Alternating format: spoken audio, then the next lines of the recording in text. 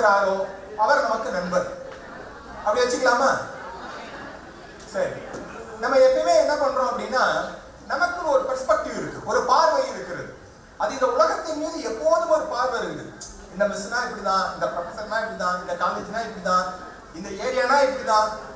நீங்க எங்க கோர்ட்ல பாத்தீங்க அப்படின்னா, சில ஜட்ஜஸ் கிட்ட இந்த நான் சொல்றது அப்பதான் திருட்டு சிடிலாம் வரும். அந்த மாதிரி கேசஸ்க்கு போய் பெயில் அப்ளிகேஷன் போட்ட உடனே ஜட்ஜ் திருப்பி என்ன பாரு, எந்த ஏரியா இது நீங்க பாரு, I'm telling you very obvious.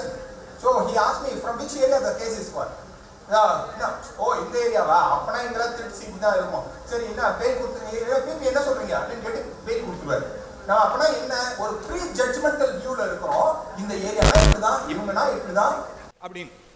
அப்படிப்பட்ட ப்ரீ ஜட்ஜ்மெண்டலாக இல்லாத ஒரு நபர் உங்கள் மீது குற்றம் சொல்லாமல் உங்களை அப்படியே ஏற்றுக்கொள்பவராக இருந்தால் அவர் உங்கள் நெஞ்சுக்கு நெருக்கமானவராக மாறி விடுகிறார், அவர் உங்களுக்கு நண்பராகி விடுகிறார்.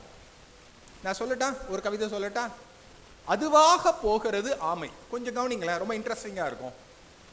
அதுவாக போகிறது ஆமை, நாம் தான் அது மெதுவாக போகிறது என்கிறோம். உண்மையா இல்லையா? நான் திரும்ப ஒரு தடவை சொல்றேன், ஏன்னா இதெல்லாம் நினைச்சு ரசிச்சு ஒரு 7 வார்த்தைகளில் உலகத்தினுடைய மிகப்பெரிய தத்துவத்தை ஒரு கவிதை கடத்தி விடுமையானால் அந்த கவிதைக்கு கால் இருந்தால் அந்த காலின் விழுந்து வணங்கலாம் இல்லையா? அதுவாக போகிறது ஆமை, நாம் தான் அது மெதுவாக போகிறது என்கிறோம். உண்மைதானே?